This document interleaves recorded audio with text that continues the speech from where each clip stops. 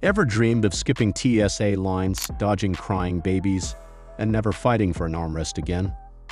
What if you could swap airport chaos for a glass of champagne at 40,000 feet? Flying private isn't just for billionaires anymore. But what's the smartest way to do it? Should you pay per trip and keep it flexible, or lock in a jet card for VIP convenience? The stakes are high, and the right choice could save you thousands. Buckle up, because we're about to break down the ultimate showdown in private aviation. Understanding the basics. What are we talking about? Before we take off into the world of private aviation, let's get one thing straight: you're about to make a choice between two very different flying lifestyles. Pay-as-you-fly, also known as on-demand charter, is exactly what it sounds like. You book a private jet whenever you need it, pay for that specific trip, and move on. No long-term commitments, no hefty upfront costs. It's like calling a luxury Uber, but instead of a black SUV, you're getting a jet that lets you skip security lines and board in minutes. This is perfect for travelers who value flexibility and don't want to prepay for hours they might not use. On the other side of the runway, we have jet cards, the membership model of private flying. Here you purchase a set number of flight hours upfront, usually in 25-hour blocks, securing a fixed hourly rate on a particular type of aircraft. Think of it like a prepaid phone plan, but for private jets your hours are there when you need them, and you don't have to worry about fluctuating prices. While jet cards provide consistency and ease, they also require a significant upfront investment. So do you prefer a pay-as-you-go adventure or a VIP membership with guaranteed perks? The choice depends on how often, when, and where you fly. The financial flight plan, costs and investments. Money may not buy happiness, but it can definitely buy a smoother, stress-free flight. However, before you commit to private jet travel, you need to understand the financial runway. Jet cards require a hefty upfront investment. Think anywhere from $150,000 to $200,000 for 25 hours on a light jet, and $300,000 to $400,000 for a heavy jet. That's like buying a high-end sports car, but instead of parking it in your driveway, you're reserving prime time in the skies. The benefit? A fixed hourly rate and guaranteed availability. On the flip side, pay-as-you-fly is a no-commitment, pay-per-use model where you book flights as needed. Pricing varies based on an aircraft type, distance, and demand, with hourly rates ranging from $2,000 to $18,000. Think of it like pay-per-view for luxury travel, no strings attached. But here's the catch. Upfront investments come with risks. Some jet card holders learned this the hard way when Jet Suite filed for bankruptcy in 2020, wiping out over $50 million in customer deposits. If a provider faces financial turbulence, your prepaid hours could disappear into thin air. With pay-as-you-fly, there's less risk. If a company folds, your money isn't locked into their business model. So, do you prefer the peace of mind of a prepaid plan or the freedom of paying per flight? Your decision depends on how much you value certainty versus flexibility. Flexibility and freedom, scheduling and availability.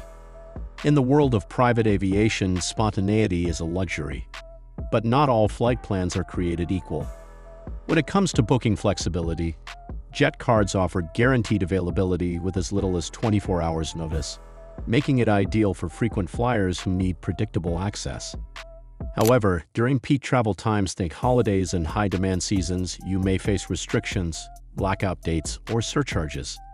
It's like having an exclusive VIP pass, but sometimes even VIPs have to wait. Pay-as-you-fly, on the other hand, offers complete freedom. You can book whatever aircraft you want, whenever you need it. However, because availability depends on market demand, finding the right jet on short notice can feel like hailing a taxi in a thunderstorm. Doable, but sometimes frustrating. Then there's the matter of aircraft variety. Jet card programs often limit you to specific jet types or categories, meaning if you've pre-purchased hours on a light jet, but suddenly need a bigger aircraft for a family getaway or business team, you might be out of luck. Meanwhile, pay-as-you-fly offers a broader selection, allowing you to book anything from a sleek light jet for a quick city hop to a fully loaded Gulfstream for international luxury travel. It's like having a closet full of outfits for every occasion because let's be honest, sometimes you need a tux, and sometimes you need flip-flops and a private beach. If flexibility is your top priority, pay-as-you-fly takes the win. However, if guaranteed access with minimal hassle is what you crave, a jet card might be the way to go. Cost considerations: the price of luxury. When it comes to private jet travel, luxury doesn't come cheap, but how you pay for it can make a big difference. Jet cards offer fixed hourly rates, giving you cost predictability, but this convenience comes at a price. These rates are typically 5 to 10% higher than pay-as-you-fly options, meaning you're paying a premium for consistency. It's like having an all-inclusive resort package. You know what you're getting, but you might be overpaying for things you don't always need. Meanwhile, pay-as-you-fly operates on market-driven pricing, where costs fluctuate based on aircraft availability, demand, and routing. While this can sometimes score you a deal, it can also mean sky-high prices during peak seasons. Then there are the sneaky additional fees. Jet card holders may face extra charges for fuel surcharges, catering, and peak day premiums, making it crucial to read the fine print before committing. It's like booking a luxury hotel and realizing Wi-Fi and breakfast aren't included. Pay-as-you-fly tends to be more transparent, with pricing outlined upfront in a charter quote, so you know exactly what you're paying for. If you prioritize price stability and guaranteed availability, a jet card makes sense. But if you're comfortable with some variability in cost to potentially save money, pay-as-you-fly is your best bet. Commitment levels: long-term versus short-term relationships. Are you ready to commit to a long-term relationship with private aviation, or do you prefer to keep things casual and commitment-free? Jet cards are perfect for those who fly regularly, typically 25 to 50 hours per year, and want a structured, predictable pricing model. With a prepaid block of hours, you always know what you're getting, making it a great choice for business travelers or those who frequently jet between the same destinations.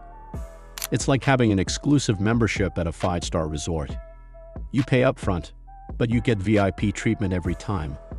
Meanwhile, pay-as-you-fly is the no-strings-attached option, ideal for those who travel sporadically or whose plans change frequently.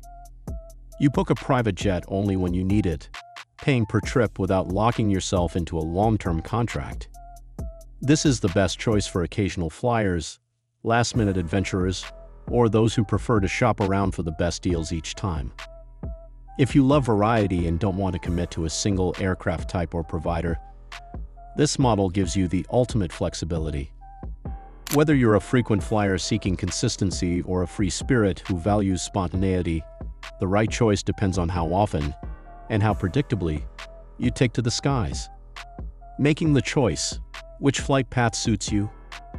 Choosing between pay-as-you-fly and jet cards is like deciding between leasing a luxury car or hailing a chauffeur-driven ride whenever you need one. It all depends on your lifestyle and priorities.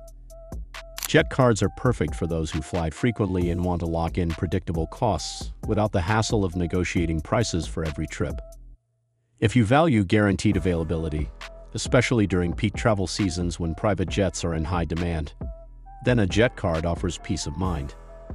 However, this convenience comes with a hefty upfront financial commitment, sometimes running into hundreds of thousands of dollars.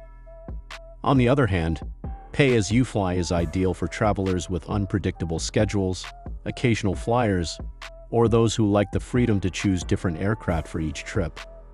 With no large deposits required, you're not tying up your money in unused flight hours or worrying about a company folding overnight. Instead, you pay per trip, making it a great option if you want the luxury of private aviation without the financial strings attached.